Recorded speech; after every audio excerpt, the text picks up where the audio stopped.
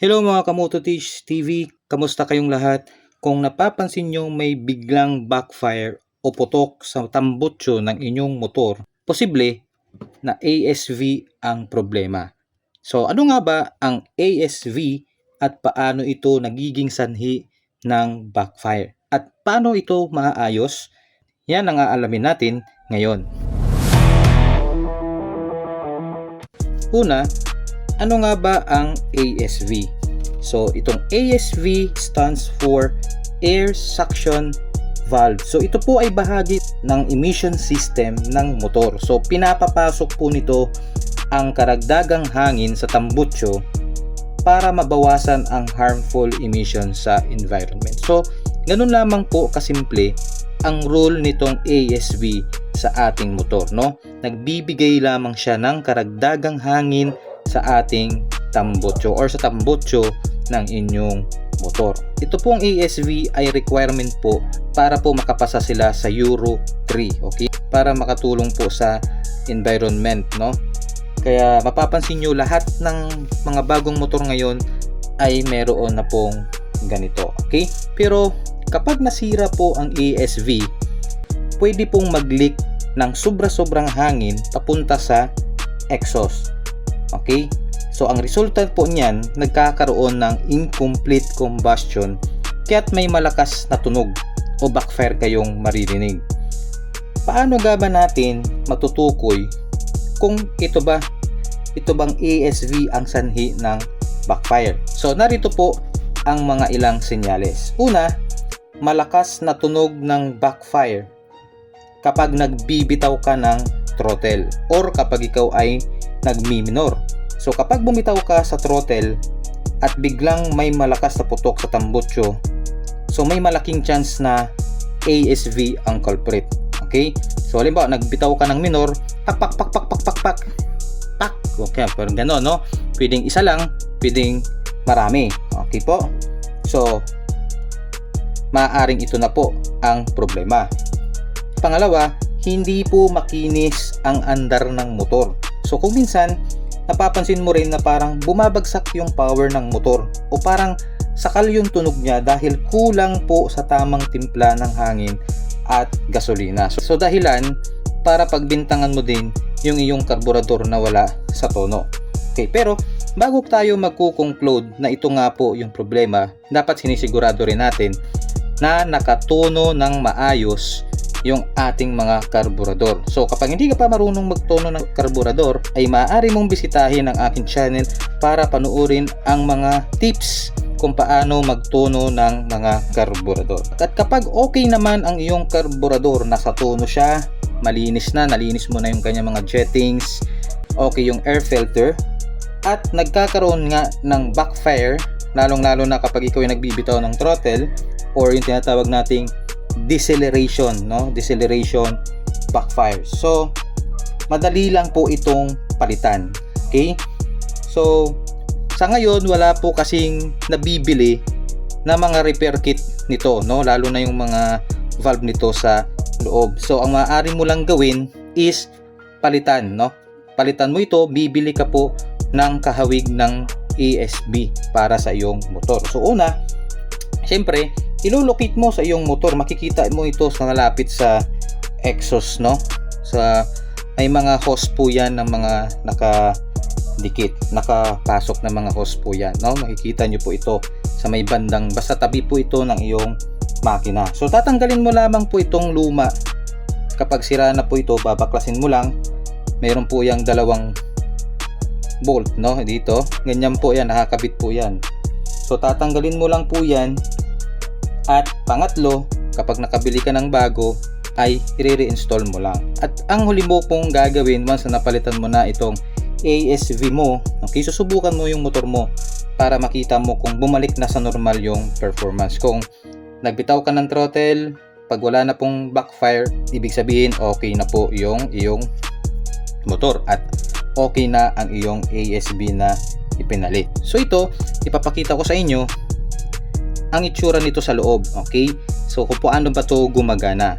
Okay, una dito muna tayo sa ating bago ko ipakita yung loob, pakita ko muna sa inyo mga sir itong panlabas na anyo nito. Ayan. So kung mapapansin nyo po, ang ganito po yung kanyang orientation. Okay, nakaganyan po yan, no? Nakatayo. So ito pong maliit na to, may hose po yan papunta sa ating intake manifold. Okay, mapapansin nyo po yung mga intake manifold nyo, mayroon na pong maliit na parang ganito rin, no? Dito nakadugtong yung hose papunta sa intake manifold. Okay, okay, tapos dito naman po sa kanyang likod, ito po, ang hose po nito ay nakakonect po sa airbox ng motor. Pero kung minsan wala po, hindi po ito sa ibang brand ng motor, hindi po nakakonect sa airbox ito. Okay, so mayroon lang siyang hose, tapos mayroon siyang parang filter na maliit. So ganun po siya. Okay, pero yung sa akin sa Euro 125, yung may mga gamit ito po ay nakakonect sa airbox. Tapos ito naman po, no, itong nasa ilalim, ito po yung hose na nakakonect sa may exhaust, papunta sa exhaust. Paano po nangyayari yung pagpasok ng hangin? Okay, once po yung intake manifold mo, okay, may pumasok po doon na air and fuel mixture, so hihigop ng hangin po ito. So yung valve po natin sa loob, gaganon po yon. So kapag gumano na po yon, sabay higop naman po dito yan sa ating airbox, no? Humihigop po siya ng hangin, tapos sabay pasok po dito sa ilalim papunta sa ating exhaust. Kaya nagkakaroon na ng malinis, karagdagan at malinis na hangin doon sa ating exhaust. So ngayon bubuksan po natin siya. So bubuksan po natin ito, unahin po muna natin ito mga sir. So ito po ay galing sa motor ko.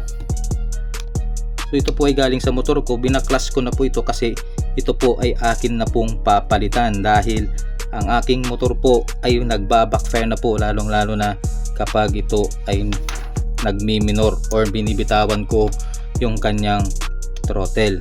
Okay po, so kasi noon wala naman pong problema dahil nakatunon naman yung aking carburetor, and then one time nagtaka na lang ako bakit nagkakaroon na siya ng backfiring, lalo na kapag binitawan yung throttle. So ito nga po yung isa sa aking pinaghinalaan at tinignan ko po ito, no? Binuksan ko na po ito. So ito papakita ko lang po sa inyo ulit paano siya nasisira. Okay, so tatanggalin po natin ito. Ayan, so yan po yung itsura niya, para po siyang diaphragm na hihigop. So ito hihigop yan. Pag humigop po yung dito sa may intake, ito hihila po yan, tataas po yan. Okay, so dito po tayo sa kabila. Ito naman po yung nakakonect sa ating airbox. So titingnan po natin yung loob nito. Okay, ayan po siya. So ito po, no, so kapag humigop po yung ating intake, so yan po, gaganan po yan, no, aangat po ito. Yan po, umaangat po yan, no, ay iwan to, aangat po na ganyan yan. Once na umangat po yan, yan po, umangat siya. Dito naman po gaganon. Okay, so aangat po yan, papasok po ngayon yung mali. So ito po, no, hihigop po siya ng, once na umangat po ito, hihigop po siya ng hangin dito. Okay, hihigop siya ng hangin, papasok po yan. So ito po sa akin, ito po yung sira. So kasi po hindi po dapat to ganito. May mga nag-crack na po yan dito sa ating gilid. Nag-crack na po yung kanyang mga rubber dito sa loob. So may mga rubber pa po yan dyan sa loob. So nag-crack na po, no, sa sobrang katagalan, lumutong na po yung mga rubber. May rubber pa po dyan na dapat. Okay, so ano po siya, no, nag-crack na. Kaya po sira na ito, masyado ng maraming hangin yung pumapasok. Okay, dahilan po kaya nagkakaroon ng backfire. So kaya kapag sira na po ito po malamang, ito po sigurado ang nagiging sira. Okay, so ngayon pag pumasok na po dyan ng hangin, dito na po pupunta. Okay, dito na po pupunta, papunta na po sa may exhaust. Okay? Para madagdagan po yung hangin doon sa exhaust. Ayan po siya, no? Ayan mga sir. So yan po ay nakipapansin nyo po, ito po meron po siyang angat. Okay. So natataka kayo, paano papasok ang hangin dyan? Diba? Kita nyo parang wala siyang butas. Saan nga naman dadaan yung hangin? Okay. So bubuksan natin to mga sir. And makikita nyo kung paano pumapasok yung hangin. Ayan, bubuksan natin ito.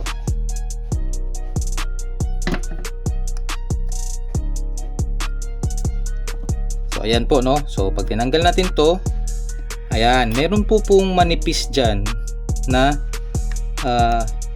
metal sheet na manipis lang po yan. Manipis po to. Okay. So ngayon, once na hihigop na po ng hangin yung exhaust, ito po ay umaangat. So aangat po ito. Ayan, aangat po. Okay, so tanggalin ko po So ayan po yung butas niya, no. Ito po yung aangat. Yan po yung spring. Yan papasok po yung hangin. Tapos ito po yung umaangat. So ito po yung magiging ano niya. Ayan. So ayun po siya, no? Nakikita ba? Focus ko lang.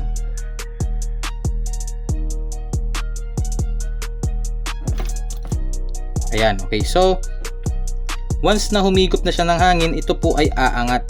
Okay, pag dumikit na po ito dyan, nagkakaroon na po ng way para pumasok po yung hangin. Okay, nakaganito po kasi yan, no? Ayan, nakaganyan po yan dyan sa may ano niya. Okay, so pag umangat po yan, dyan, no? Pag umangat po ito at tumikit dyan, dyan po papasok yung hangin, ano, na manggagaling po doon sa loob. Okay, sana nagets nyo ang sir, no? Ayan siya. Ayan, kaya mayroon po siyang ganito, may curve po yan at mayroon po yung allowance. Okay, yung allowance na yan po yung dahilan para mag-open po ito once na humigop na po yung exhaust. Okay, ayan. Ayan. Okay, maangat-angat po yan. Kada pasok ng hangin, aangat po dyan. Papasok po yung hangin. Okay, so ganun po siya. So ibabalik po natin siya dito. Ayan po, di ba? Okay. Tapos ito ay dito. Ayun, no. Okay, so ayan na siya mga sir. Makikita nyo mayroon po siyang allowance. Ayan, no. Okay, so aangat po yun para papasok po yung hangin at dito na po papasok papuntang exhaust. So tandaan nyo po, kahit tanggalin nyo po ito sa inyong motor ay gagana pa rin po yung inyong motor. Okay, actually nung tinanggal ko po ito sa aking motor, gumanda po talaga ang takbo ng aking motor. Parang mas nadagdagan po yung kanyang hatak. I don't know kung nakakabawas ba to ng performance or hindi. Kasi ang rule lang naman po nito kasi is nagdadagdag lang po talaga siya ng hangin sa exhaust. So in terms of performance, hindi ko po alam kung ito ba ay mayroong epekto. Kasi nung tinanggal ko po siya sa aking motor, gumanda po yung hatak nung aking motor. Hanggat hindi pa po dumadating yung aking in-order na ganito, so ginagamit ko pa rin po yung aking motor. At kapag dumating po yun, ay ibabalik ko po itong mga ito. Ibabalik ko po yun, no? Kasi syempre gusto rin nating makatulong para mabawasan yung mas harmful emission sa hangin. Okay? At para safe na rin po pag ikaw ay nagpa-rehistro ulit sa LTO. Kasi po sa pag ikaw ay kinuhanan ng emissions testing, baka babagsak ka because wala kang ganito. Okay? So tips lang para maiwasan ang issue sa ating ASB. So para maiwasan ang mas mabilisang pagsira nitong ASB, so number 1 po ay regular na maintenance. Palaging ipasuri itong emission system, yung emission system ng inyong motor, lalo na kung matagal na itong ginagamit. Kung luma na yung motor nyo, ipacheck nyo na po yung emission system, ipacheck nyo na rin po itong inyong ASB. Okay? Pangalawa, gumamit ng tamang gasolina. Okay? So wag po tayong gagamit ng low quality na gasolina dahil pwedeng makaapekto po ito sa combustion at sa buong exhaust system. Okay? So dapat maganda po ang quality ng gasolina na nabibili nyo. Kaya lang, hindi ko naman po masisisi yung ating mga kapatid na rider dahil tayo po ay nagtitipid. Ako rin po, kung minsan hindi ko na na-check kung good quality ba yung mga gasolina na naikakarga ko. Basta nagkarga po ako. Siguro nasira na itong aking ESP at sa katagalan na rin po. So ayan mga Kamototis TV, sana nakatulong sa inyo ang mga tips at steps natin para maayos ang sirang ESP at maiwasan ang backfire. Kung nagustuhan nyo ang video na ito, huwag kalimutang mag-subscribe, like at i-share. Kita-kits po ulit sa susunod na maintenance tips dito sa Mototeach TV.